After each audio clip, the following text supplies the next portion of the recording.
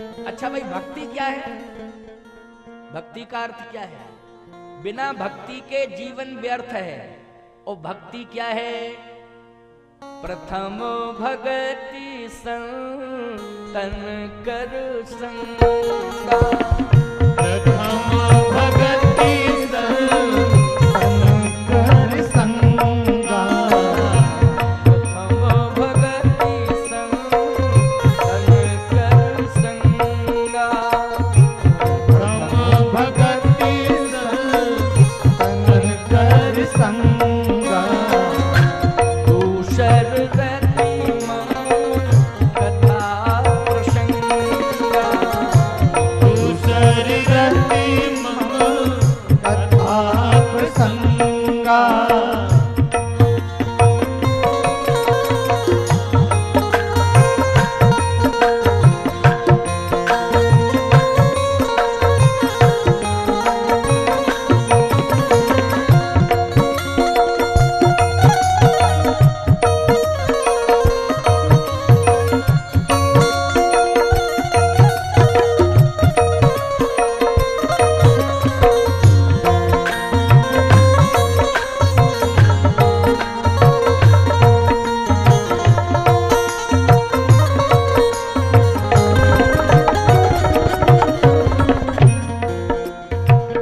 प्रथम भगति संतन कर संगा। संतों का संग करो और संतों की सेवा करो। अब आप कह सकते हो संत ना मिले तो, और घर में ना आवे तो, क्या खोजते फिरे संतों को जगह जगह? कहां संत हैं? तीर्थ में जाओ, कहे महाराज फुर्सत नहीं है। सुनो, भेष से ही संत नहीं होता है। केवल भेष से ही संत नहीं होता है। भेष के साथ साथ उद्देश्य भी अच्छा होना चाहिए। उद्देश्य में अगर संतत्व नहीं है तो भेष कलंकित है। भेष कलंकित हो जाएगा। इसलिए उद्देश्य में संतत्व होना चाहिए। श्रद्धालुओं, अवस्था से व्यवस्था बदल जाती है। जो चतुर्थ अवस्था में प्रवेश कर चुके हैं वो भेष से संत नहीं हैं, लेकिन उद्देश्य से संत हैं। उन्हीं की सेवा में लग जाओ।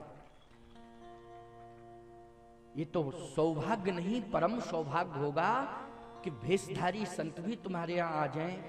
किसी तीर्थ से चल के संत आ जाएं, किसी धाम से चल के संत आ जाएं, या रमते राम संत पहुंच जाएं। ये तुम्हारा सौभाग्य नहीं, परम सौभाग्य होगा।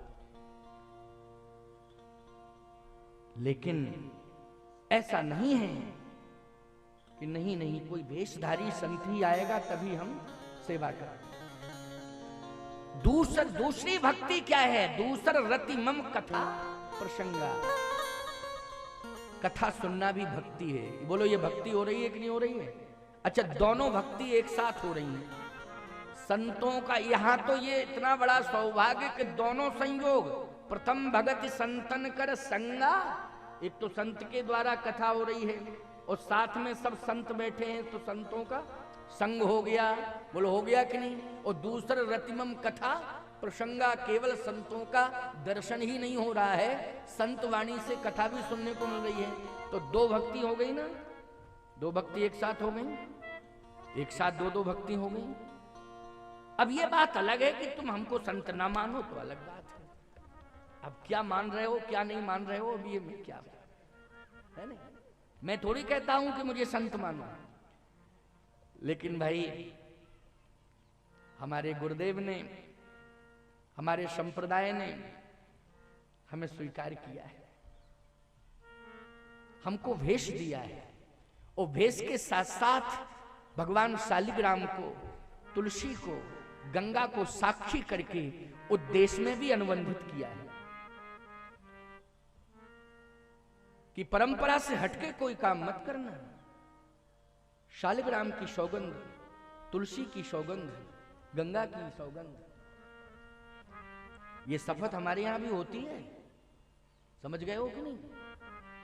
जैसे एक सैनिक देश के लिए शपथ लेता है, एक मंत्री राष्ट्र के संचालन की शपथ लेता है, ऐसे ही धर्म को संचालित करने के लिए हम सभी संत भी शपथ लेते हैं।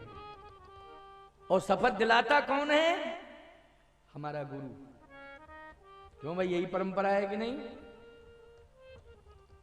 इसलिए पहली भक्ति आप संतों का दर्शन कर रहे हैं, दूसरी भक्ति संतों की वाणी से कथा सुन रहे हैं, संतों की वाणी सुन रहे हैं, संत वाणी से राम कथा सुन रहे हैं, ये दूसरी भक्ति है। और ये मैं अपना मत नहीं कह रहा हूं, भगवान श्री राम की वाणी है। नौदा भक्ति का उपदेश दिया ना शबरी को, तो प्रथम भगत संतन कर संगा, दूसर रतिमम कथा प्रसंगा। इसलिए दोनों भक्ति एक साथ इस दिव्य धर्म पांडाल में आपको देखने को, सुनने को, करने को मिल रही है। अब हमारे नारायण सेवा संस्थान के एक बहुत अच्छे जिज्ञासु भक्त हैं और साथ ही साथ व्यवस्था में जुटे हुए हैं और व्यवस्था से जुड़े हुए हैं। वहां से वो कुछ व्यवस्थाओं के बारे में बोलना चाहेंगे, तो मैं थोड़ी सी अनुमति दे रहा हूं, क्योंकि संस्था परमार्थ के जितने प्रकल्प हैं उन सारे प्रकल्पों को विधि पूर्वक संपन्न करती है वह नारायण सेवा संस्थान। इसलिए मैं नारायण सेवा संस्थान को आशीर्वाद देते हुए आपको आदेशित करता हूं।